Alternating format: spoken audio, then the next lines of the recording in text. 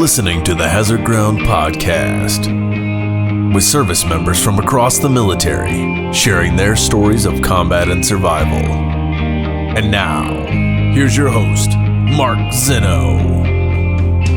Welcome into the Hazard Ground Podcast. As always, we appreciate you joining us each and every week. Before we get started with this week's episode, which I'm really excited about because it's somebody I consider a good friend and a mentor. But you guys have been doing an amazing job with our Amazon partnership. You're not familiar with what I'm talking about? Well, it's really simple. You go to our website, hazardground.com, and click on the Sponsors tab, or scroll down to the bottom of the homepage and click on that Amazon button right there. You can go to Amazon, do all your normal Amazon shopping, buy whatever you need. We'll get a percentage of what you spend, and then we take that percentage and donate it right back to one of the charities featured here on the Hazard Ground. And because of your guys' efforts, going to hazardground.com, we've been able to make another donation. So you guys are doing great, and you're helping out veterans from the comfort of your own house, through your smartphone, on your computer, whatever it may be. Just keep on spending on Amazon, but make sure you go to hazardground.com first. Make sure you follow us on all the social media sites, Facebook, Twitter, and Instagram. Keep up with the show and tell a friend about what we have going on. Also, leave us a rating and a review on iTunes because that helps grow the popularity of the show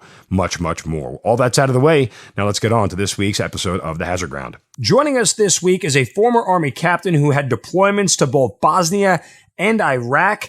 After his time in the Army, he was elected to the 8th Congressional District in the state of Pennsylvania. He went on to be the Undersecretary of the Army and the Acting Secretary of the Army for a short time. He was instrumental in repealing Don't Ask, Don't Tell and getting women into combat roles in the Army. An absolutely phenomenal career, and I also consider him a friend. He is still a very busy man, and we're fortunate enough to catch him while he's on the move, so forgive the noise in the background, but he is Patrick Murphy joining us on the Hazard Ground Podcast. Patrick, welcome. Thank you so much for joining me.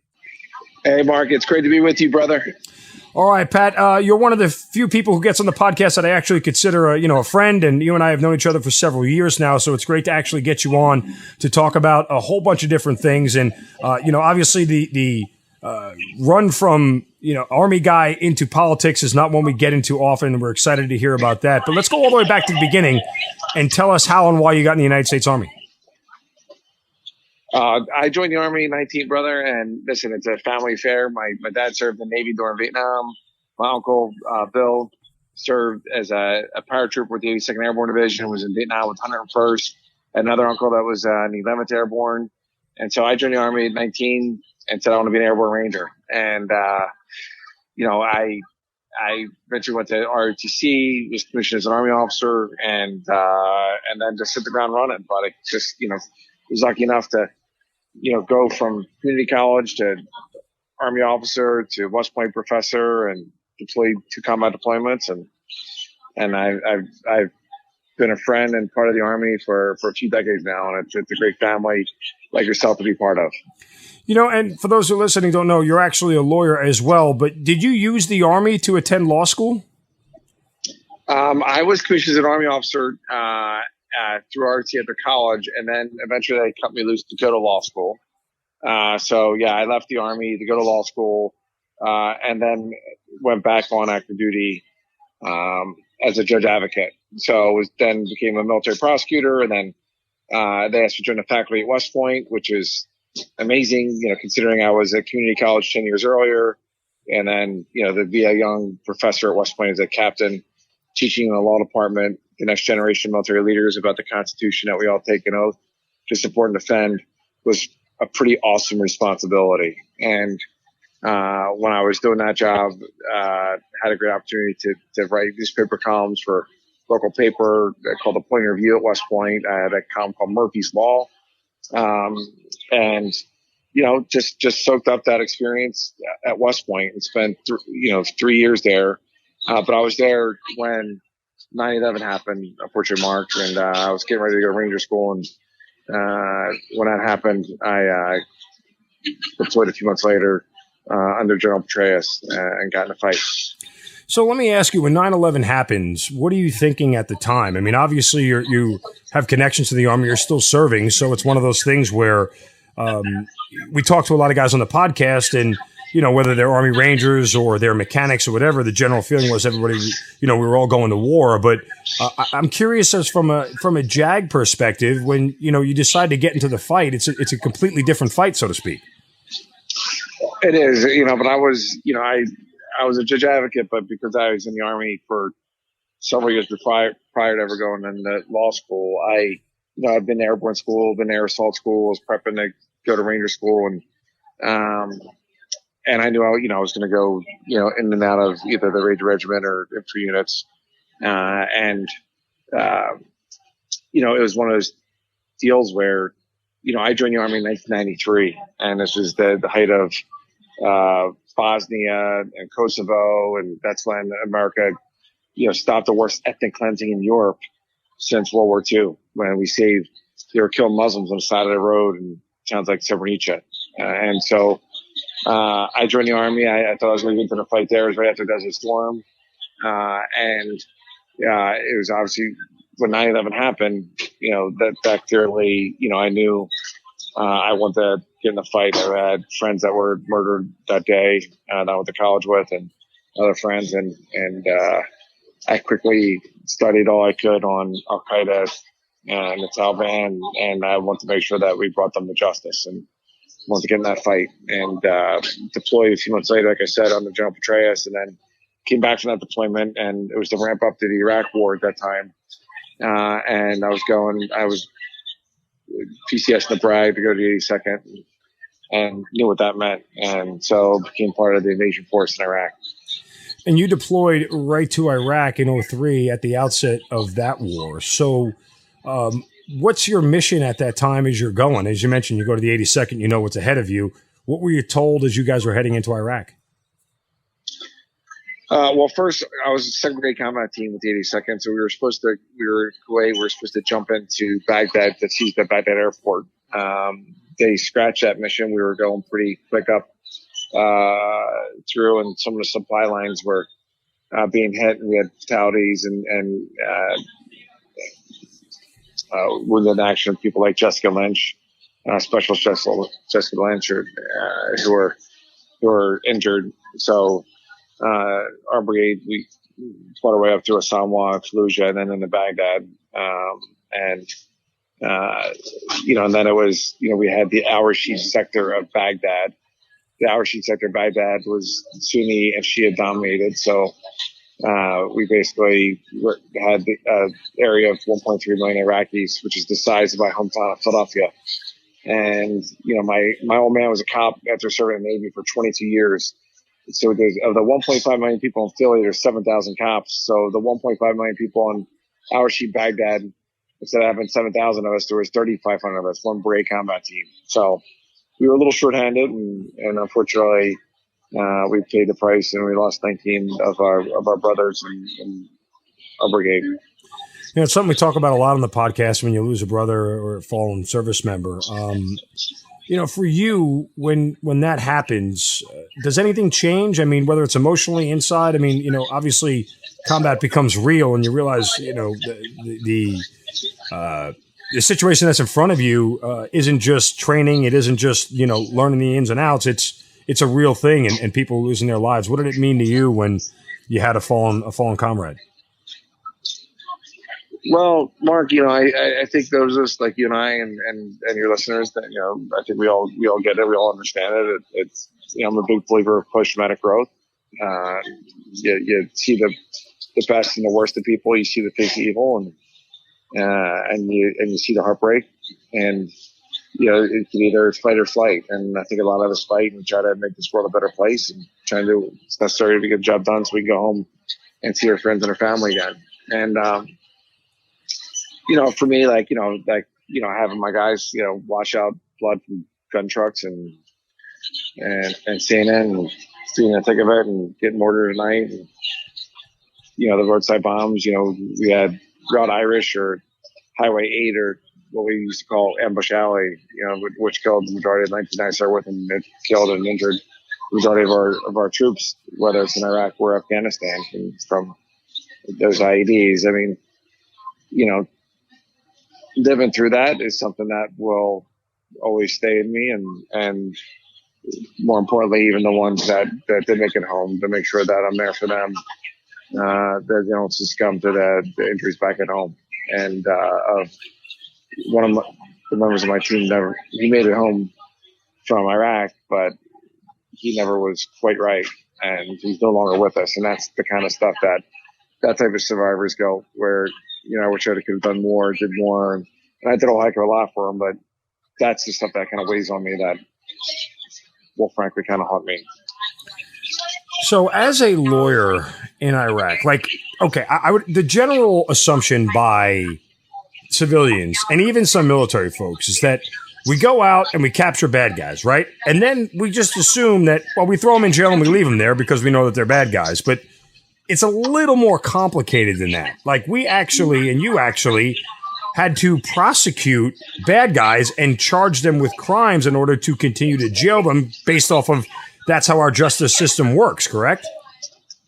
Yeah, I mean, so one of the biggest terrorists in the world is a guy who talked about al-Sadr of Sadr City. Right. Al-Sadr, obviously a huge Shia leader. He's a terrorist. He spent several years in Iran, but he's back in Iraq, and he was causing all sorts of problems. Every Friday he was speaking to hundreds, if not thousands, of Iraqis, telling them to kill the infidels, kill the Iraq, kill Americans, etc. So yeah, one of his top lieutenants was Sheikh Toma, and I wound up prosecuting him because he was doing the same thing in our sector at a local mosque in the Awashi district, and we took him to the highest court of the land in Iraq. It's called the Iraqi Criminal Court, or the Central Criminal Court of Iraq, and we put him away for a long time for doing what he's trying to do to kill Americans and inciting his followers to kill us over there. So we took it to him. We prosecuted him, and we were sending the message, not just to terrorists, but directly to Dr. al-Sadr that we weren't going to stand for scrap. How much different is it to prosecute in that environment? And I'm talking legally, not just like, physically outside of all the demands of being deployed, but how much different is it to do it to a war criminal than just the average Joe in the United States who breaks the law? Well, I will tell you, I went to law school, went to the JAG school at the University of Virginia. You learn all about the Uniform Code of Military Justice. I've been in courtrooms and federal court, military courts, civilian courts. I never learned, frankly, in law school or JAG school, the 1969 Iraqi Criminal Code, but that's how we prosecuted these guys. We prosecuted them under the 1969 Iraqi Criminal Code and used some of the Geneva Conventions, but that's how we prosecuted some of these terrorists. And it was what we had to do to get the job done, to take them off the streets, to keep our paratroopers safe and keep the Iraqis in our sector as safe as we could. And so it's one of those things. I appreciate you asking. I don't get asked a lot about it, but it was literally my team and I boning up on on the Iraqi Criminal Code and taking the elements of those crimes and then applying the facts that we had them and the evidence that we had them. And I was the command judge advocate, but I'm working for the brigade commander. I'm working for that full bird colonel, and we were moving and shaking, and we were getting after it.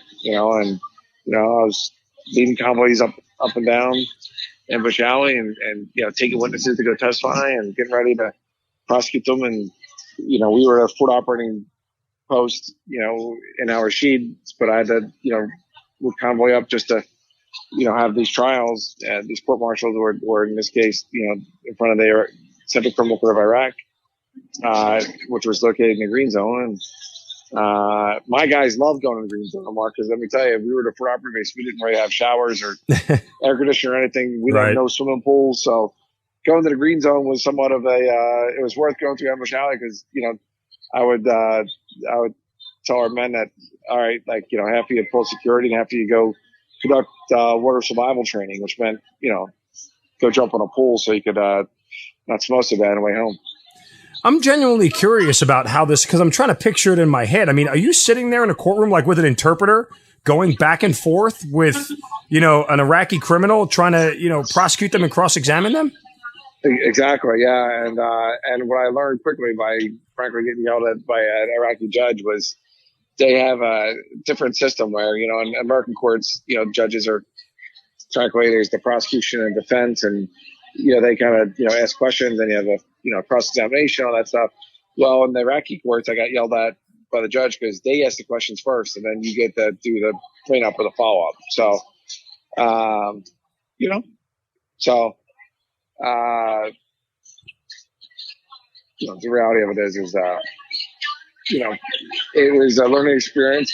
I don't think I'll ever have to prosecute anyone again under the 1969 Iraqi criminal code, but and I don't think I'll probably ever get yelled again by an Iraqi judge. But we got the job done, and we were.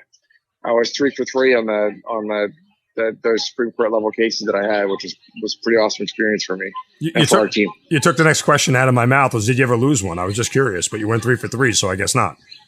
No. So, and these were bad people. You never want to lose and have these guys out in the street. So, I mean, does it, outside of the thrill of winning, I guess, because for any lawyer, and I'm just assuming that, your whole purpose in life is to win a case, but the other side of this for you is that, hypothetically speaking, the guys in the jack court, if you lose and this guy gets set free, then you're making the guys in the field go out and do extra work here, and right? I mean, is that sort of a thought in your head? Yeah, no doubt. I mean, listen, if these guys would have been cut loose to go free, we knew that they were going to kill our brothers and sisters. And we knew that they would be, unfortunately, even like they did in the past. And when I prosecuted for it, they were killing civilian Iraqis and kidnapping them and torturing them and doing a lot of things that created evil. So there was no way in hell I was going to lose those cases. It's amazing. How much of you were there for after Saddam was captured in his case? Did you get to see any of that at all? No, we all redeployed our brigade combat team. We all redeployed in the early part of January. We were there when we took him out, when we captured him with the crit. So that was like the 4th of July because the whole Iraq was exploding. That we were bringing him that ultimate to justice. But no, I didn't have to. I wasn't part of the trial team that prosecuted Saddam. But I was ready to put to justice. But I was home by the time he got his trial and was put to death. All right. So after your deployment, you go back to Fort Bragg. And correct me if I'm wrong date-wise, but in late 2004, you get off active duty, correct? That's correct. Yep. Okay. Fort Bragg. Went back home to Pennsylvania. So Bucks County and Philly. When did you start having thoughts about, hey, I'd like to run for office and serve in a different capacity? I had a lot of folks, I was active. I got a chance to meet Bill Clinton when I was in college, when he was the president. He was helping rebuild the area. And I just got done being like a sandbagging effort when the Susquehanna River, there was flooding and unfortunately 6 people were killed. And I got a chance to meet the president then. And that was an awesome experience. A lot of people said, hey, do you think someday you might want to run for Congress or president? And I was like, hey, I'm in the Army. This is in 1996. I was like, I'm going to be in the Army for a long time. So 8 years later, when I'm getting out in 2004, a lot of folks were still asking me. And I was pretty passionate, Mark. I mean, we have the least amount of veterans serving in Congress right now in over 6 decades. And when you look at the government, when you look at America, one of the most well-respected professions is the military profession. In fact, the most respected profession is the military profession. And one of the least respected professions is politics and people in Washington, D.C. And so I think one of the reasons is because we don't have enough veterans, enough patriots get involved in political public service. And that's a really noble calling. You can help out a lot of people.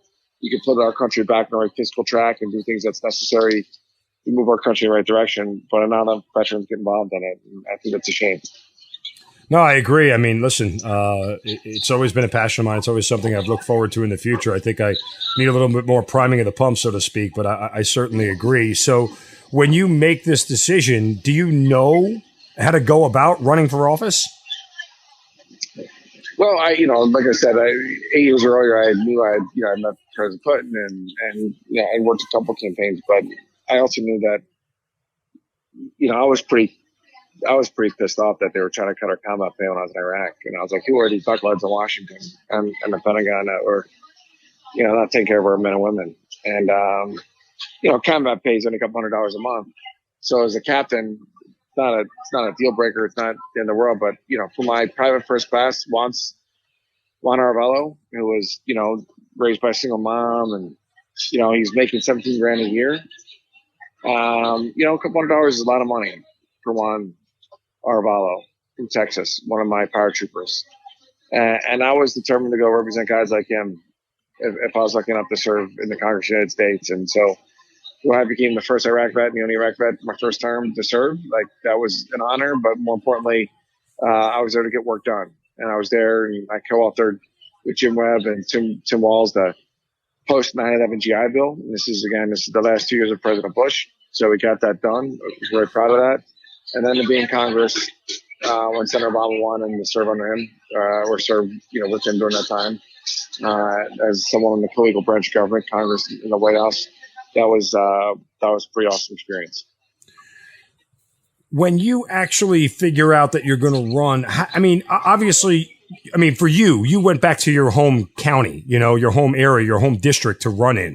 Obviously, I get the connection, but could you have chosen another place to do it? It was just the most natural. Listen, when I ask people, like, when people say, "Hey, I want to run for Congress, I want to do this, I want to do that," I always ask them, I said, "Well, where do you want to live, like, permanently?" Because if you're going to move somewhere just to run, that's not the right reason to do it. You got to represent the people that are your brothers and sisters and your neighbors and your friends, and it's got to be personal, because it is not easy. There's 600,000 elected positions in America. There's only 536 federal seats. So I tell people, man, like, most folks don't win the first time. George Bush lost the first time he ran for Congress. Barack Obama lost the first time he ran for Congress. I was lucky enough to win my first time. Bill Clinton lost the first time he ran. But you got to tell people, you got to tell them, man, you got to do it for the right reasons. And you shouldn't be moving anywhere just for political reasons. No, that makes sense. When you start your campaign, do you have a list of things that you want people to know about? Kind of just take me through if you were to say how to run for election for dummies, like, what do you need to do? I literally, Mark, read books such as How to Win Campaigns. I read a book, How to Win Campaign. I went and did it, and part of that gig was I wasn't sure how to do it, but I read books about it. I talked to a lot of people. I grabbed a lot of coffee with folks and asked their advice, and we got after it, and I built a team. I got coffee with a lot of political people and asked their advice. A lot of folks said to me, though, they were like, "Patrick, you have a great story, but you have no money, and your dad's a cop, your mom was a legal secretary, and don't run for Congress, run for state rep, run for this or that." I was determined to run for Congress, and I was a Democrat running in the Republican area, and frankly, I was outspent by $3 million by my opponent. So I knocked out an incumbent, even though I was spent by $3 million, and won. And I didn't know if that gig was going to be 2 years or 20 years, but I knew I was going to make a difference. I had an opportunity to serve. Take me to election night. What's that like? What's it like trying to figure out where you are as the polls and the results come in? And what are you thinking? What are you feeling? Is it a tense night for you? Give me that whole sort of experience. Well, listen, when you run for office, man, it is all consuming in a sense that, I was still working a day job, I was hustling, and, I didn't have kids at that point and stuff, but it was nuts. But I will tell you, the night, when the polls closed at 8:00 at night, that to me was my finish line. I was done, and there's no more, hands to shake, no more, saying, can you give me a shot? Would you mind voting for me? And, if you want to change Washington, you have to change who you send to Washington.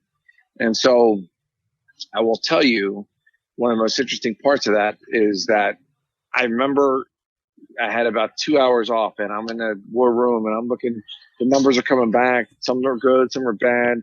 We knew it was going to be nip and tuck, man. It was an Irish Donnybrook. I was going against a guy named Fitzpatrick, and it was, and he was, Rick Santorum's protege, and again, he outspent by $3 million, but I ran gritty race, and I didn't take crap from him or anyone. And he once had a press conference and said, I call him Patrick Murphy to stand strong with Israel. And he did it at a synagogue. You know what I did? I showed up at his press conference. He wants to call me to stand strong with him. All right, I'll show up. And he didn't know what to do with me. So I stood up and, I had a debate with him right there about, our allies in the Middle East and et cetera. And so I ran an unorthodox campaign, but one that showed, what it was to be an American paratrooper, what it was to have grit and tenacity and that will to win. That's awesome. That's guts, man.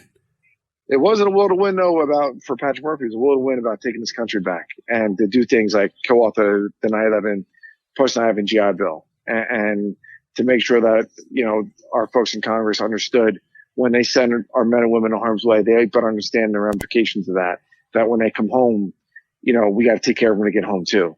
And, yes, we want to make sure they don't have a fair fight. We want to make sure every one of our men and women over there have the technical and tactical advantage over our enemy, and they are there to win, and they have a clear mission and a clear exit strategy. But they also, when they come home, we got to protect them, and we got to make sure that we give them opportunities, whether that's to become a vetrepreneur, whether it's to go back to college, whether it's to, start a small business or get a house in the GI Bill. And that was my focus. And, I had a lot of folks that were aligned with me about moving that ball forward on behalf of our men and women, folks like Tim Walz, who's now the governor of Minnesota. He's served during Operation Enduring Freedom as a command sergeant major. Folks like Tom Rooney, he's a Republican, who was my buddy in the Army and was my buddy at West Point. We were professors together. I got a chance to serve in the company's heroes and people like John McCain and Jack Reed, and that's what made it pretty special. How much, when you decide that, you're going to show up at this guy's, campaign spot or wherever it is to square up with him head on, I mean, do you think if you weren't a soldier, if you didn't have that sort of training, that mentality, that you would have been able to pull that same thing off? No, no doubt. I was blessed. I knew I was lucky, but I knew, like, for years, for over a decade, I was part of America's Army, and I knew I could take it to them and win. You became only the third Democrat to ever be elected in your county in American history. When you think back on that accomplishment, what does it mean to you? It's pretty sobering, to be honest with you, Mark. I mean, I would love to tell you that, like, I know it's always going to happen, whatever. I mean, listen, man, I'm a blue collar kid. I grew up in a row house. I went to community college. And when I won this race, I was like one of the 10 least wealthy members of Congress. I'm still paying my college loans off, and my law school loans.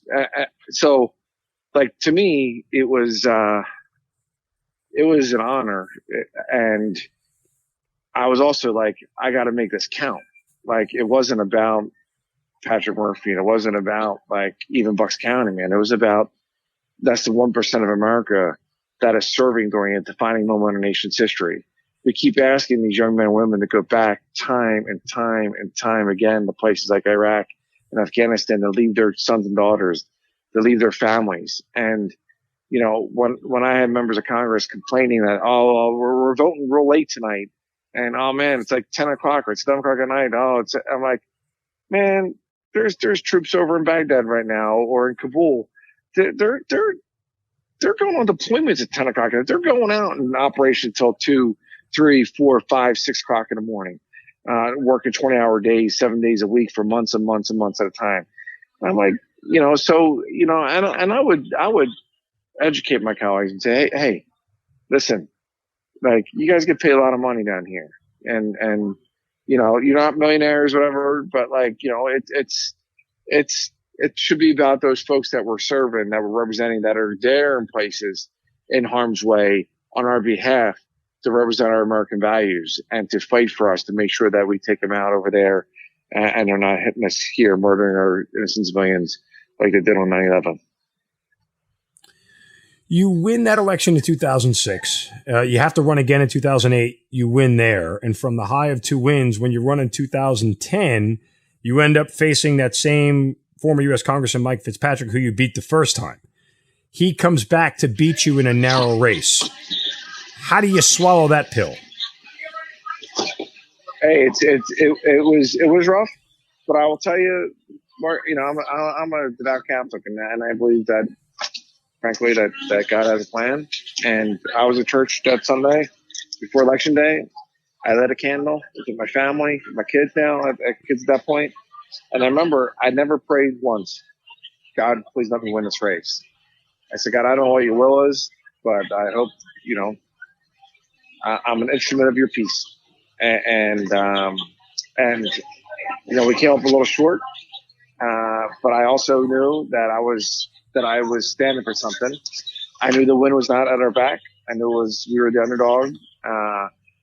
But I was gracious in victory, and I sure as hell was going to be gracious in defeat, because I got a lot done in those 4 years. And things like repeal Don't Ask, Don't Tell. That was the Murphy Amendment. So people whoever they love could serve in the military. And so to me, like, I had no regrets. I met the guy at a diner and said, hey, listen, I'm more willing to be helpful to you as you move forward. And I'm proud because, as you know, the Army teaches you that character is how you are when nobody's looking. And so,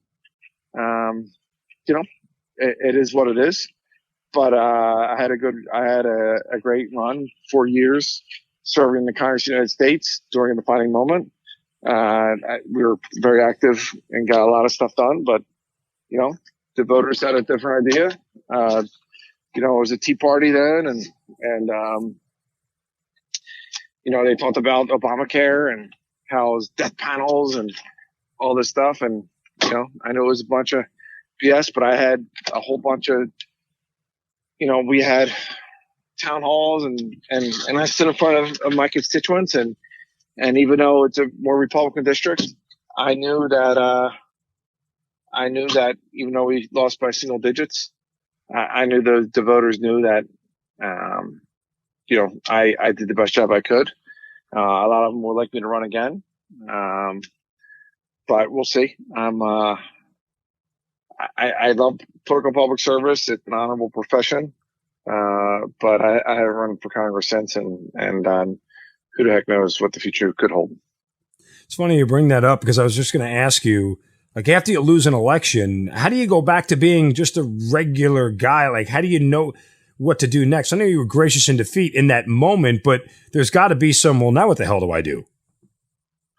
Well, it's simple, man. When I won elections, and when I lost this one, I went and did what I did before the election. I went to the train station the very next day, and I shook people's hand and I said, hey, thanks for letting me serve for 4 years. I hope I made you proud of my efforts. And people were like, holy, I'm reading about you in the newspaper, man. Like, and I was like, yeah, listen, I came up a little short, but I'm really grateful for this opportunity to serve.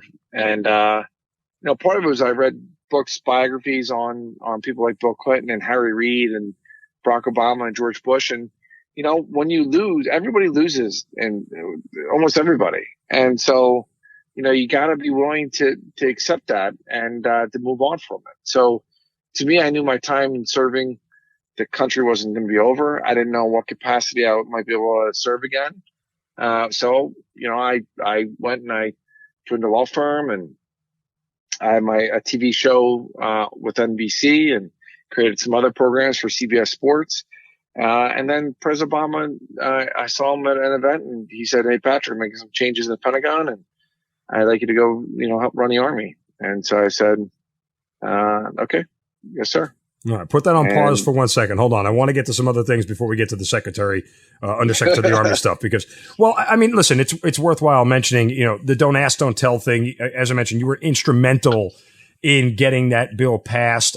Your public record, you were against the surge in Iraq. So how do you, as a former service member, don't people look at you sideways and you say, wait a second, you were in the Army. How are you against the surge? Or you were in the Army. Why would you want to change what was? Like, when you take these positions, and for the record, my own personal feelings, repealing Don't Ask, Don't Tell was the right thing to do. We're a better force for it. There's absolutely no doubt about that. But from that standpoint, did you ever get conflicted, or did you ever struggle on which side to be on?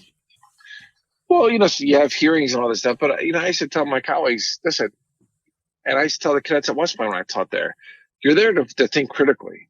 If everybody's thinking the same, you're wrong. And just because they've always done it that way for decades, I mean, hell, man, we used to have segregated units in the Army, and we desegregated our military when a half our damn country was still segregated. When in the South they had whitewater fountains and colored ones and restaurants, and and I was like, hey, man, no one cares who you love back at home. They don't care if you have a boyfriend or girlfriend back home, if you're gay or straight or bi, whatever. Like, they just care, could you carry them forward? Could you get the job done? And so, there's a lot of folks, that was against it, and a lot of folks that, weren't happy with me. And, I had at the time, there was the current chief of staff in the Army, four-star general, was, not for the repeal of the national hotel, and a lot of the forces against it. And I had members of Congress. One guy who told me that, he's from the South. He said, "Hey, Murphy, this don't national hotel repeal, if this passes in the law, you're gonna have blood on your hands."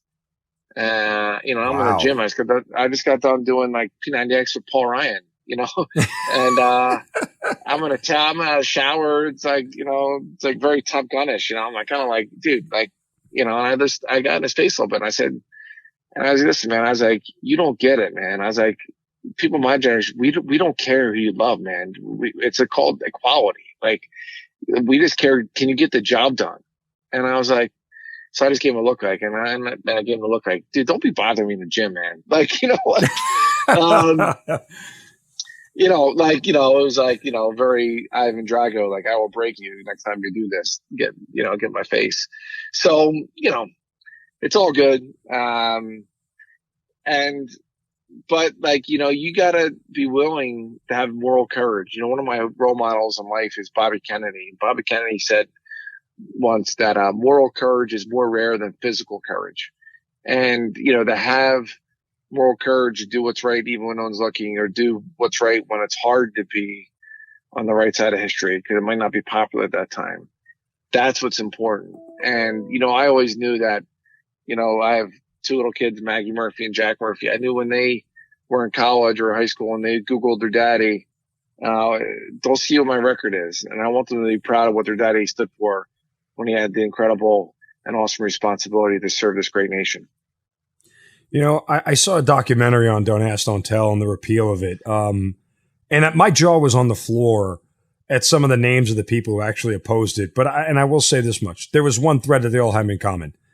They were all older than 50 years old. They were all guys who were older than 50 years old. And as you talk about the generations and the way our military forces move forward, that was eye-opening to me, that it was just one of the signs of the times. And ever since then, seeing that, I kind of just felt as a leader and somebody who still serves that, I owe it to listen to the next voice in our organization, right? Like, I owe it to take some time and spend some time with junior enlisted and junior officers and people who are 10, 15 years younger than me and find out what they need, because the Army was there before I got there, and it's going to be there long after I leave. And the next generation of leaders, it's my responsibility to train them. And to that end, I feel like that they're still, and again, just the way our organization is built, that older generation dies hard, right?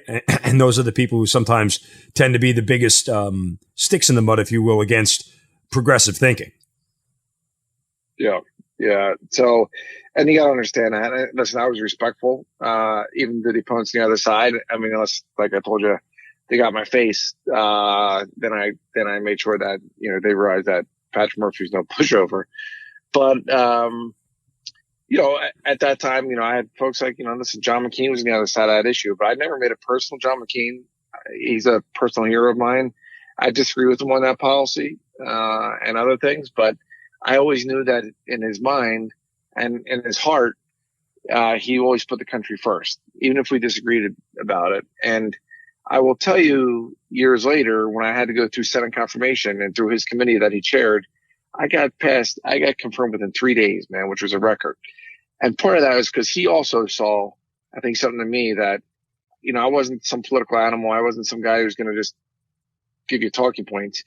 I did my homework. I worked my ass off, and I always put the country first. All right, so let's go back to that phone call you get from President Obama. You're essentially out of office. I won't say you're out of work. You weren't unemployed at the time, but President Obama picks up the phone. That's got to be weird when your cell phone rings and it's the White House. Yeah. But he picks up the phone, and what does he say to you? Outside of Patrick, I'm doing some shuffling. Do you remember the conversation? Yeah. He just said, listen, I'm making some changes. I have new SecDef coming in. We're making some changes in the Pentagon. I got to finish my last 2 years out strong. And Patrick, I need you to be part of it. And I said, okay, sir. I said, well, what do you have in mind? And he's like, I'd like you to be the Undersecretary of the Army. And I was like, okay. And then, I frankly had to go and look up what the Undersecretary of the Army was. But I thought he's Google. And, you have the Secretary of the Army, then you have the Undersecretary. So it's like the CEO and then the COO. And then you have, 4 assistant secretaries of the Army underneath and general counsel. But, I looked it up and, it was a pretty big portfolio. At the time, I had just signed a 2-year contract extension. I was a partner in a major law firm. I just signed a 2-year contract extension where they double my salary with NBC. So eventually I had to go to them and say, I don't have my own show and I'm a contributor to other programs, but I have this incredible opportunity and my heart's to serve this nation. And they understood and they were cool about it. But, it was a massive pay cut for my family, but it was definitely worth it, man, to go and to work at the Pentagon and to do what was necessary to make sure that our troops have what they needed to get their job done. And so they can come home, safe and be with their families again. That was, especially during these moments, these defining moments. Right. Was pretty special. So you mentioned before about your confirmation hearing, because for those who aren't familiar with government, how it works in these appointed positions, that the Senate has to confirm the individual, as we've seen before with Supreme Court justices and whatnot. What was more nerve-wracking, election night or waiting for the confirmation? Well, election night, because I was always going to be an nip and tuck one. I mean, as I told you, I won my first race by 0.6% of the 250,000 votes cast. I won by 1,518 votes. Wow.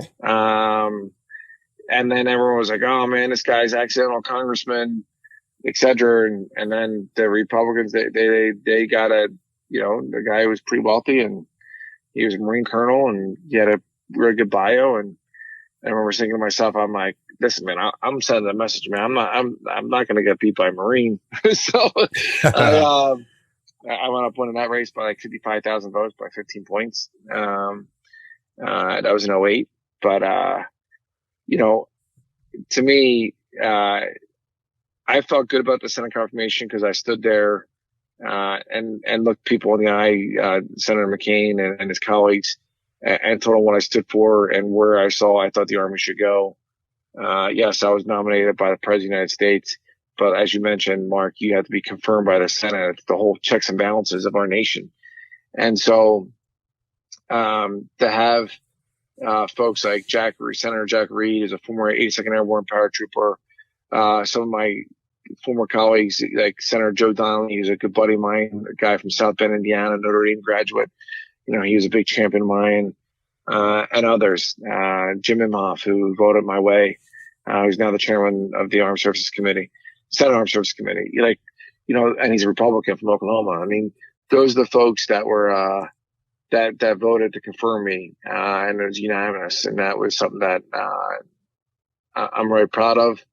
And I think I hopefully made them proud of my efforts when I had a chance to serve. So you're now the Undersecretary of the Army. What do you do on your first day as Undersecretary of the Army? It's interesting. I'm there, and at the end of the first day, they tell me, hey, listen, that there's the guy who's the acting secretary right now, your boss. He has to step down to get confirmed. So by the end of the week, you're actually going to be the number 1 and not the number 2. So by the end of the week, you're going to be the acting secretary of the Army. And I was like, okay. All right. So, I got a chance to meet my battle buddy, who was, General Mark Milley. He's a 4-star general. I deployed with him right after 9/11 when he was Colonel Mark Milley and I was Captain Murphy.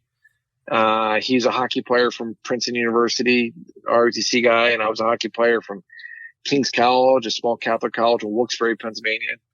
It's affiliated with Notre Dame. And I was like, hey, it's like anything else, man. When I was a lieutenant, they used to say, you got to be ready to stand in front of those 40 men and women in that platoon. And you better stand in front of them, tell them what you stand for. And you better be able to, call cadence and lead them in PT and stuff like that. And so I remember thinking to myself, well, how am I going to stand in front of 1.3 million soldiers and civilians of the Army that work for the Army right now? Because you can't get around every post and you can't do it. So I said, well, I'm going to get out there and I am going to call cadence. I'm going to get out there and do PT with troops. But I said, I'm also going to send an email out to all 1.3 million people in the Army. And I remember the team at the Pentagon's like, you want to do what? I said, yeah, I want to send an email out. Nothing formal, not a letter, but I'm going to quick email and introduce myself and say it's great to be back on the Army team and who I am and what we're going to do real quick. And they're like, well, we've never done that before. And I was like, well, you have to take 3 days to figure this out.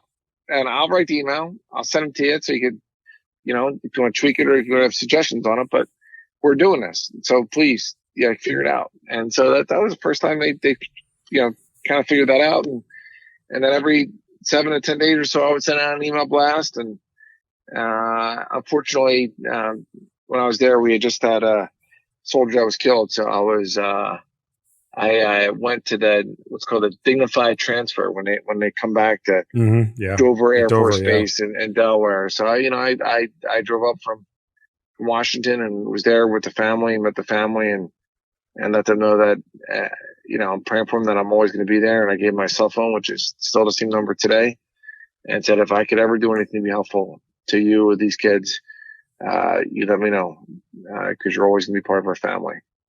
And that's the reality of war, and that's the reality of what we ask of less than 1% of our nation. To your credit, I do remember getting your emails. And at the time I had known you before you became the undersecretary. I'm like, oh, Pat emailed me. And then I went, oops, I mean, sir, because at the time I was still serving. But it was always, I thought it was, it was ingenuity. I mean, it was great to see. It's one of those things where you often get email blasts and you ignore them. But when it comes from the undersecretary and I saw the signature block, I'm like, wait a minute, I know that guy. And so, I almost felt like it was personally addressed to me, even though I knew it was an email blast. I thought it was, something different and something new. And I think it was well received. I also thought it was great that you took time to go out there and do PT with units. I mean, that's, like you said, it's a basic premise of leadership. Don't ask your soldiers to do anything you won't do. And if you're out there with them, they're always going to look at you in a different manner. Right. And they always appreciate the fact that, when you go and you PT with them, you do the same exercise they're doing. I mean, I remember 2 weeks in, I was like, well, hey, let's go take a quick trip and see the troops in Iraq and Afghanistan, man. Because if I'm going to testify in Congress, I better know what the heck's going on and get, from the commanders in the ground and from the troops in the ground. And so I remember being over there and I showed up for PT the next morning in Afghanistan and, they were doing fireman carries. And, I got a guy and I said, hey, I got mine. The guy next to me, like I put him on my shoulders and I ran that 50 meters with him on my shoulders. And, I know the Washington Post did this big expose on like what they call the soldier secretary about how Patrick Murphy's leading from the front. And 2 years earlier, a year earlier, I had been on this, unfortunately, I was involved in the Amtrak crash that killed 8 people back in 2015. And so they did a thing about, man, this guy's doing PT with troops and he's doing this and he's doing that. And he's sending these email blasts out. He's writing personal notes to those who are fallen. But that's just basic tenets of leadership, man. Mark, you led men and women. Like you just got to get in front of them and let them know who you are as a person, where your heart is. And you try and do the best job you can, to let them know that we're all in this together. You already had passed on, asked, don't tell at this point. While you were acting as Secretary of the Army, you issued the formal directive opening all combat arms positions to females. Something that was in the works for years, something that was always talked about for a while. Kind of just give me the background of, the impetus for actually doing this thing and where your head was with the whole thing. Listen, I got to know like great warriors like Lisa Jaster. Lisa Jaster was a major in the Army Reserve. She's a fellow CrossFitter with me. She is, what I call a beast, man. I mean that respectfully, but she was tougher than a lot of dudes I knew, and she went to go to Ranger School. And, we believe the fundamental principle of our Constitution is about equality. Can you get the job done? No matter what sex you are, religion you are, race you are, all that stuff. And so, yeah, we opened up Ranger School and all the MOSs to women. We were not going to lower standards. We were going to keep them the same level. And, then General Mark Milley, and as you know, General Milley's now the Chief of Staff of the Army, but he's going to be hopefully, God willing, and just was confirmed as the next chairman of the Joint Chiefs of Staff of our Armed Services. And we testified together in Congress saying, hey, let's open it up to everybody. Like, that's if people want to go to Ranger School, throughout it is, most women won't be able to get to Ranger School. And guess what? Most men can't get through Ranger School neither. Yeah. But if they want to try out and they want to compete for it, and they can get through pre-qualification, they can get through, then good for them, and give them that opportunity. And that's what we did. And it passed the Senate, and we moved on from there. You talked about your passion and why you wanted to serve and why you wanted to run for office and all those things. And, in this short time since you last had your first election, we're now going on 13 years, a lot has changed in the political landscape and the political realm. But now as a spectator, when you watch the debates that go on, and we don't often go, talk politics on the podcast, but given your background, this is certainly a worthwhile discussion. But when you watch this stuff go on now and you see the discourse back and forth, what's your reaction? What do you think?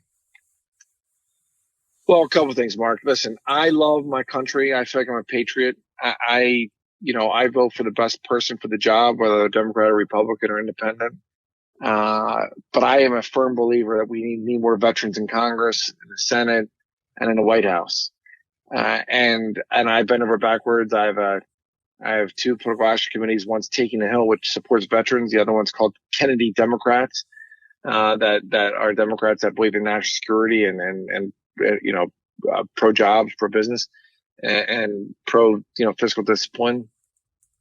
And so for me, listen, we're in the throes of a presidential season. 2020 is next year. And, I'm a big fan of Mayor Pete Buttigieg, and Mayor Pete is a mayor of South Bend, Indiana. He's an Afghan war veteran, naval intelligence officer, served in Kabul, is a good guy. And I've known him for years. And if he would win, he'd be the most experienced combat veteran we've had in 25 years since the first President Bush, who was a World War II veteran. And I think, of the 9/11 generation, to have someone who served in Iraq or Afghanistan to serve in the White House, they'll make sure that if we're going to send men and women to harm's way, they will have everything they need to get the job done. And we won't send them anywhere in vain.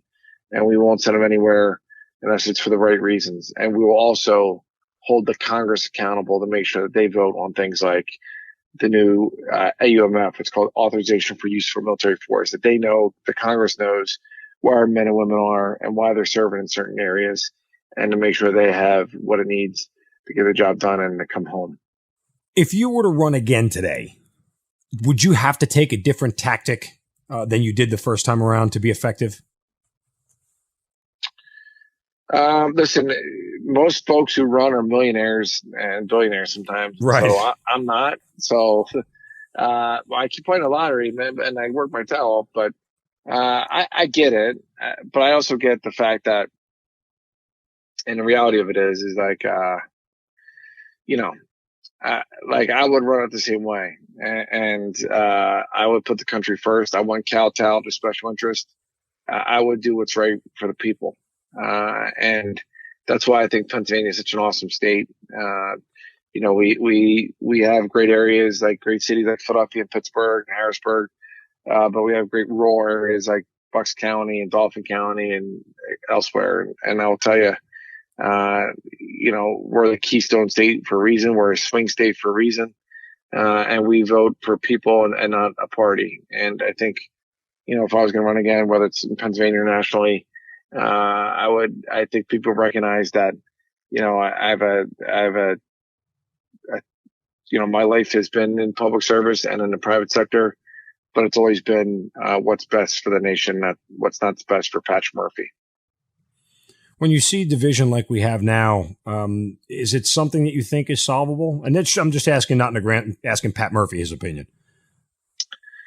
I do. Listen, I think people are tired with the politicians and the political spectacle that happens in Washington.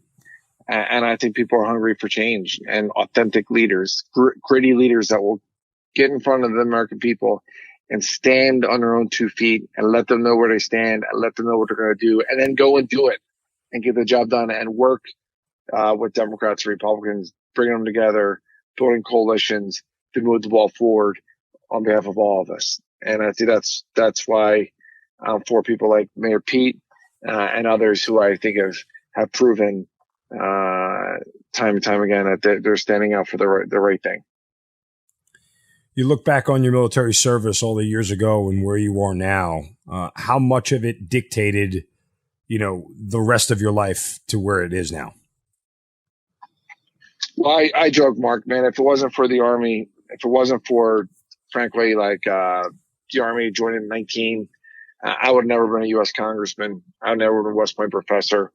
I probably wouldn't have been a lawyer. I mean, the Army instilled in me discipline and stamped the love of country on my heart. That was probably always in there for my parents and others, but really setting a tone to move the ball forward and really setting a tone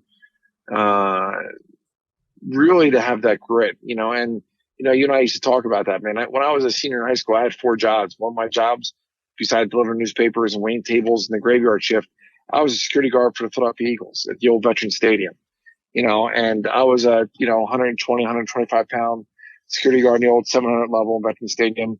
And I used to joke that was tougher duty than Baghdad, but, it was one of those jobs that, made me stand on my own 2 feet and understood that, it can be hard, but, I knew the value of education and, when I went to community college, to make the dean's list and then earn a scholarship and to go play hockey and then, get an ROTC scholarship that was, and I was competing for those type of scholarships against young guys from Harvard and Notre Dame, et cetera, and doing well. That gave me confidence in myself that I knew I could do well in life and that I could show people what I stood for and how I could lead men and women and do it in the right way. And, I call cadence a lot better now than I did when I was 18, 19, 20 years old when I was first in the Army, but I still got it, buddy. And I still get after do PT with troops whenever I can. You mentioned your time working as a security guard at the Vet. On February 13th, 2008. You were the only member of the House to vote against the resolution congratulating the New York Giants for their Super Bowl victory. And that is the only thing I emphatically disagree with on your political record. Well, Mark, again, I read all these books about campaigns and I, what they say, all politics is local, man. I represent 700,000 people in the Philadelphia area. I was their guy in Congress. And so I couldn't go back home and vote for the New York Giants, man. That's an NFC East rival. So I voted against it. As you know, it passed 412-1. I was the one. But I will tell you, man, there's people that, I had a lot of folks in Bucks County said, hey, Patrick, I didn't vote for you. But, man, you have some guts. You only got to vote against the Giants in the whole Congress. They knew I stood for something. And it wasn't just going to, go along to get along. And I think that's what the American people want in their elected representatives. And frankly, people that can relate to, that understand the struggles and the challenges they face and how they want a brighter future for their sons and daughters. And kind of that's all of our responsibility to make our country better moving forward.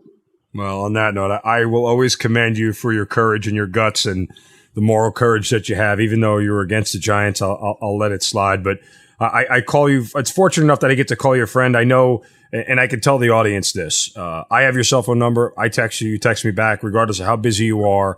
That's the kind of man you are. That's the kind of leader that you are, that you pour your heart and soul into everything that you're around. And again, all of your accomplishments as a congressman, as the undersecretary of the Army and everything. And, I respect the hell out of everything you've done, but I'm also lucky and fortunate enough to be able to call you a friend. You've always been there and you've always been generous with your time. And certainly I thank you not only for your service to the Army, your service to the country, but certainly for spending some time with me here this evening. So I appreciate it, brother. Well, right back to you, Mark. And thanks for your service as a colonel in our Army and doing all that you and your family have done. And I love you like a brother. You know that. And I'm always here for you. And, You let me know when you want to come back to Philly. I'll take you out for a cheesesteak, brother. I would love it. Absolutely. Patrick Murphy, thanks for being part of the Hazard Ground. God bless. Airborne. You've been listening to the Hazard Ground Podcast, hosted by Mark Zeno and produced by Matt Pasquarella. If you have an interesting story to tell and you'd like to be on the show, send us an email at hazardgroundpodcast@gmail.com. And if you like the show, don't forget to subscribe, rate, and review on iTunes. Thanks for listening. We'll see you next time.